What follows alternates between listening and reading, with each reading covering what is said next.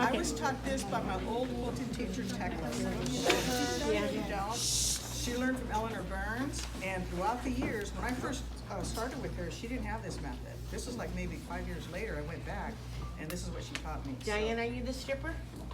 I am a stripper. I don't know if you want to see it, but I'm a stripper. Okay, and for demonstration, we're going to pretend like this is a big quilt, the size of the quilt right there. Okay, it's already pieced. All the lines are back here. This is your quilt. You're going to be adding borders. And what I always did was, she taught us, you always put the sides first, then top and bottom. And what you're going to do is you're going to take 3 measurements. You're going to measure in the middle. Never cut your borders according to the pattern. You have to wait until you finish your quilt top because we're not all perfect. So you take a measurement in the center, 17 1/4 for this one. If the quilt is large, you're going to go 6 inches in from the edge. If it's a smaller quilt like this, something like this, 1 inch. And if it's like a nice, square, go in 3 inches, depending on the size of your quilt. Okay, so here it's like. What do you mean by going in 3 inches? Oh, 3 inches from the edge. You're not going to take the measurement on the edge. You're going to go in like 3 inches to 6 inches from the edge and take the measurement down. Okay. And the same thing with the other side. You're going to go in 3 inches. For larger quilts, most of us make large quilts. I go in 6 inches from the edge. Okay. Because the edge, sometimes it's shorter, sometimes it's longer. So, and what you're going to do is you're going to take an average.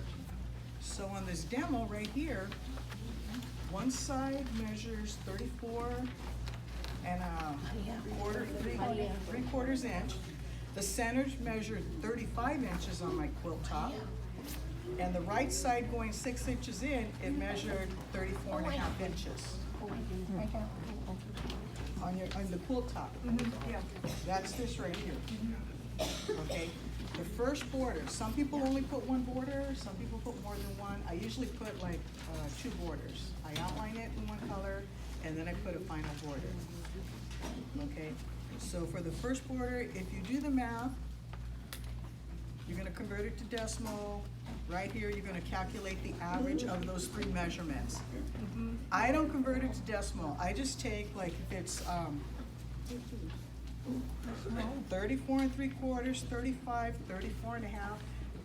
I'll average out what's the middle. What's the middle measurement? Regardless of whether it's in the middle or on either edge, just what's the middle measurement? So the center measurement would be 34 3/4. So I will cut my first border, 34 3/4, both of them at the same time. They're both going to measure 34 3/4. You're not going to cut on one end. You're not going to cut on the other. Some people will just take the border and just put it on here from one end and pin it all the way down. That's what gives you a wonky border. Because by taking the average, what you're going to do is, once you get your border cut, your first border, and you have your quilt top, you're going to now start measuring. And not measuring with the ruler, you're going to fold your quilt top in half. You're going to mark the center of the side that you're going to start putting the border on.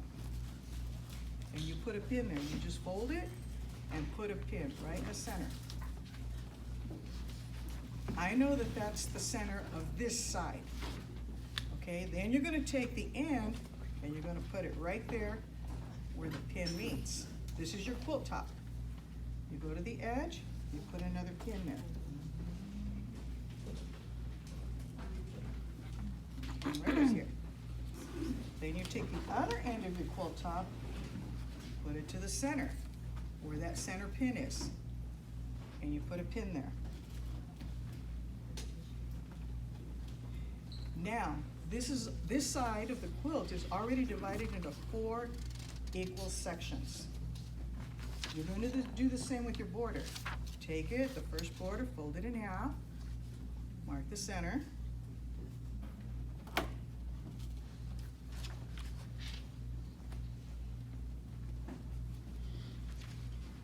Take the end again, put it to the center where the pin is, and you mark it right there with the pin.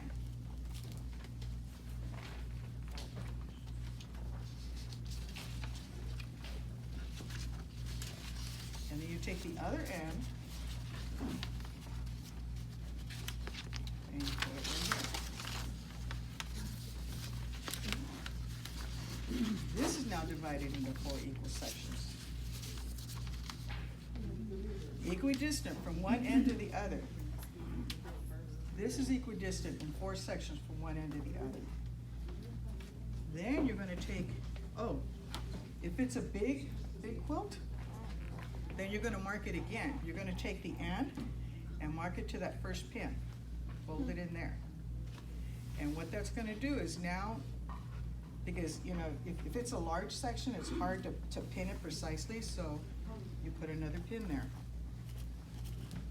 Now you're gonna be dividing it into 8 equal sections, because it's a large quilt.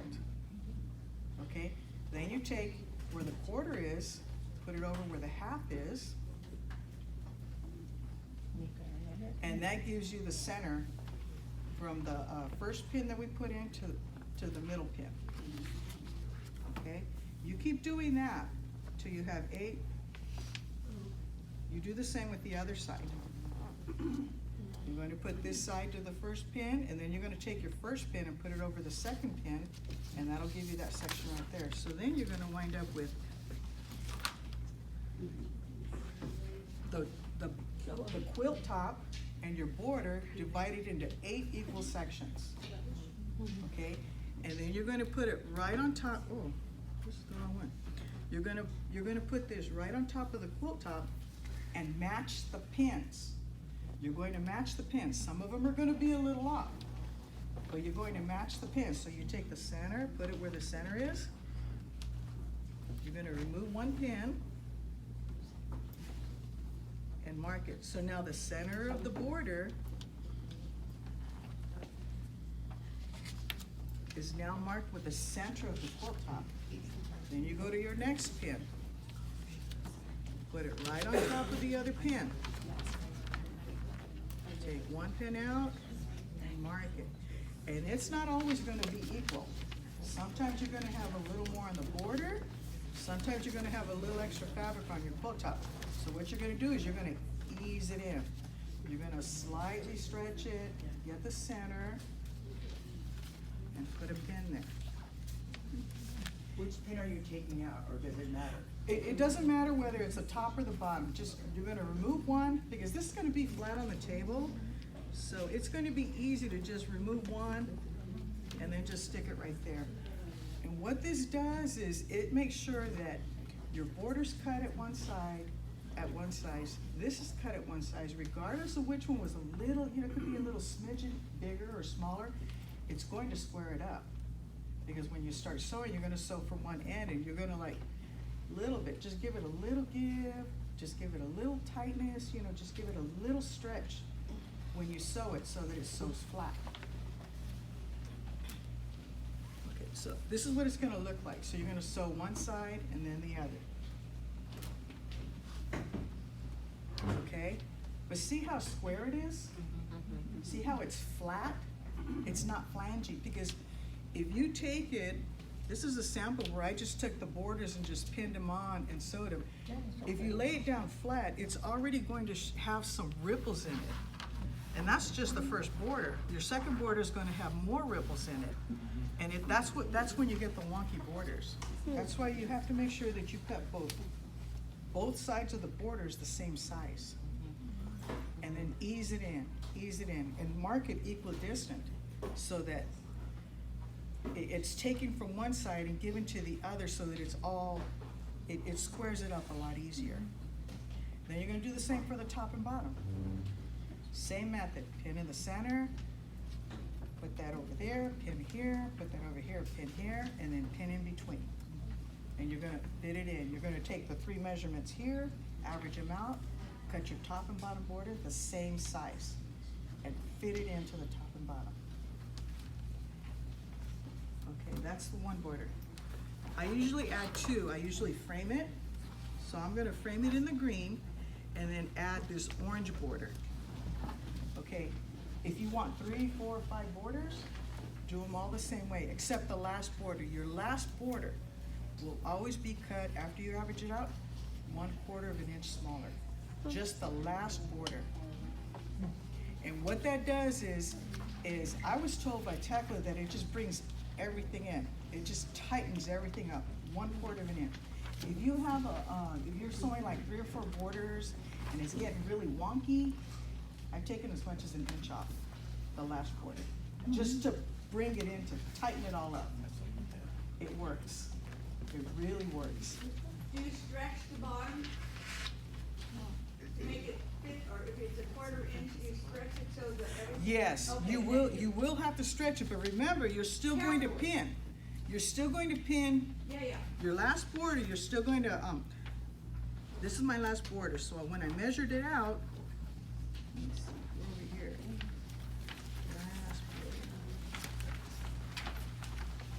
Last border. Oh, last page, yeah. So when I measured out, okay, it only has, okay, when I measured up the green, after I sewed my green on, it measured out to 40 3/4. Oh, the center one should be 41. That was a typo, I didn't get to finish that. It measured 41 in the center, and on the other side it measured 40 1/2. Again, you can do the math if you want, convert it to decimal. I just estimate the average. I just take what the center is. If it's really wonky and your quilt's going like this, you know, just average it out, just play with it. So my last border on the side, it averages out to 40 1/2 inches. I'm gonna take a 1/4 inch off, my last border that I put on. So then it's gonna measure, my border's gonna measure 40 1/2 inches. When I take off, 40 Oh, and a yeah. quarter.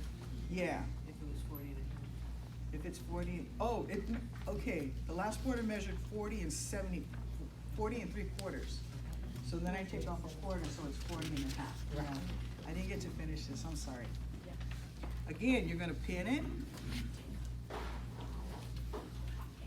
My first border's already on here. I'm gonna find the half, pin it. Put this to the center pin it here, put this to the center pin it here. And then again, pin it here, put this pin over here, pin it here, so I have, it's equidistant, it's 8.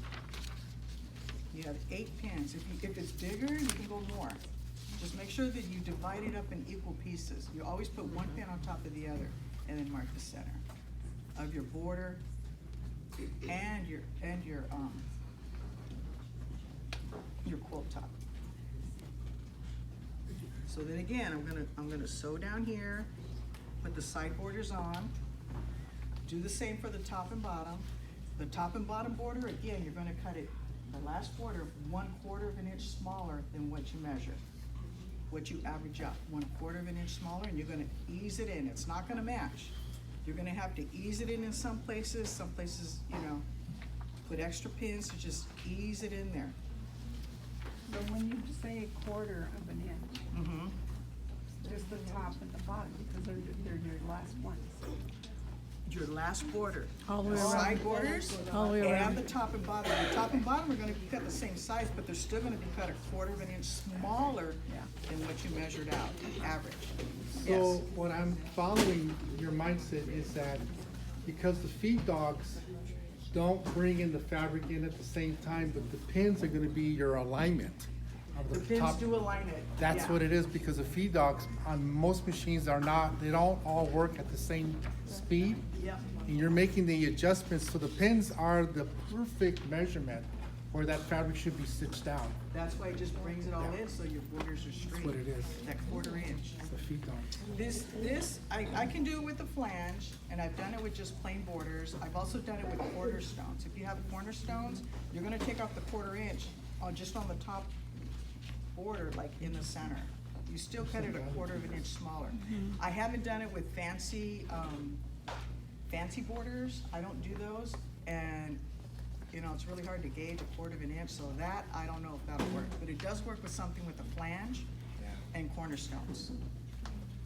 So here, I use that method for this right here. And as you can see, it's straight. It's straight. There's no wonkiness, there's no ripples, There's no buckling. no buckling. Yeah. That's what you It's want. not stretched out up here. Yeah. It's not, if you were to hang it up, it's not wavy down Yeah. here. It just brings everything, it tightens it up so that it's straight. On this one right here, this one's different. This one, what I did was I just, with the first border, I just went from top to bottom, sewed it, and if you lay them out, you're going to see some wrinkles. It just naturally lays out like that. I don't know why, but that 1/4 of an inch just really helps. Just the last border.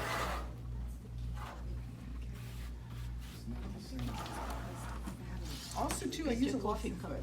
I have a built-in walking foot. I use it for my piecing. I use it for my borders. I use it for everything. I never turn it off.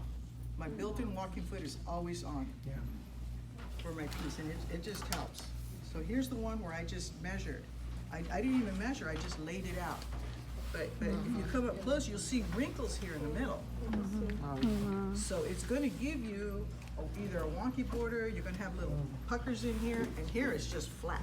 So you multiply that buckling on your left, multiply the size of the quilt, and the long arm won't do it. The long armor won't do it because of the buckling in the quilt. Yeah. Yeah. Yeah, if you just measure from side to side and just sew it on there. It's not evening it out. You'll have a lot of fabric over here, stretched out over here, and you can come and feel it. You can come and feel it. Any other questions? I hope, I don't know, I know it's Oh, confusing. there's some value to this. From the beginning. Yeah, from the beginning, I'm okay. looking at your diagram here. Yeah, I- 34 3/4, 35 and 34 1/2. Yes. Wouldn't you square the whole piece up first so it's all equal? No, because remember, this is all pieced. These are, you've got different squares that are pieced.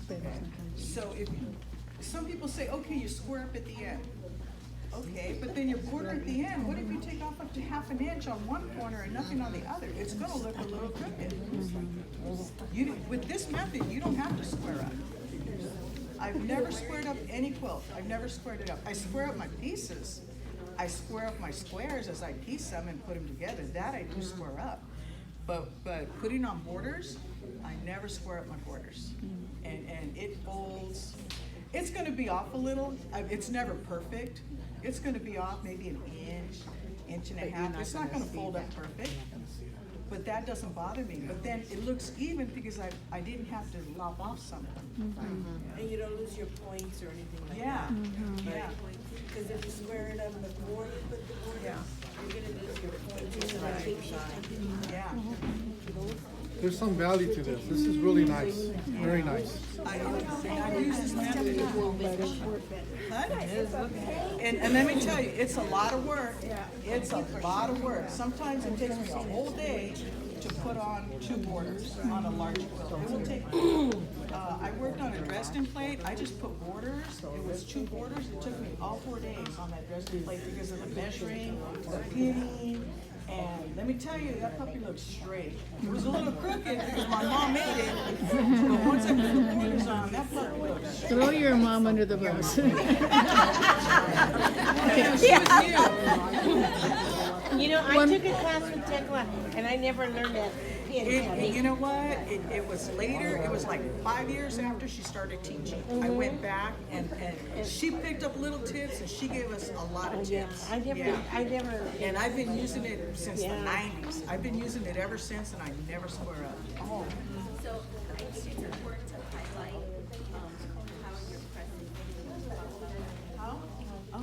pressing. Pressing. Oh, pressing. Oh, pressing's important. When you're measuring, when you're pressing. I always starch my fabrics. I never wash my fabrics if I'm making a quilt. If I make something like this, this is like it was supposed to be a placemat. I just made it bigger. But if it's a placemat, I will wash it because it's going to be washed all the time. But my quilts, I don't wash my fabrics, but I do starch my fabric before I cut. Excuse me, is that a myth, or when you buy material, new material, do you wash it? Someone told me that no, because the fabric that is out now, you don't have to do that. But Good quality fabric. Good You quality, don't. yes. That's the difference. You'll notice like this little green fabric, it's not it's a cotton blend, I can tell. I bought it from the flat folds. This I bought from the flat folds at M&L. But when I started sewing, the needle just like pull the fabric in. Pull the material. Yeah, if you buy good quality fabric, like this orange and this one right here, this blue one, it was good quality, the needle just runs right through. I can start it right on the edge. Yeah, But and if I- another rule with that is if you already have one fabric that's washed and you have a bunch of other fabrics that you'll be using with that fabric that has not been washed, you should not use them together. Like it's either if you don't wash them all, but if you have one that's washed, wash the other ones just to be It's safe. preference. Some people don't want their quilt to shrink and look all shriveled. Yeah. Others want it like that. You know, it's just preference. Okay. Any other questions? Thank you, Diane. Oh, Great presentation, thank we'll do you. dressing later.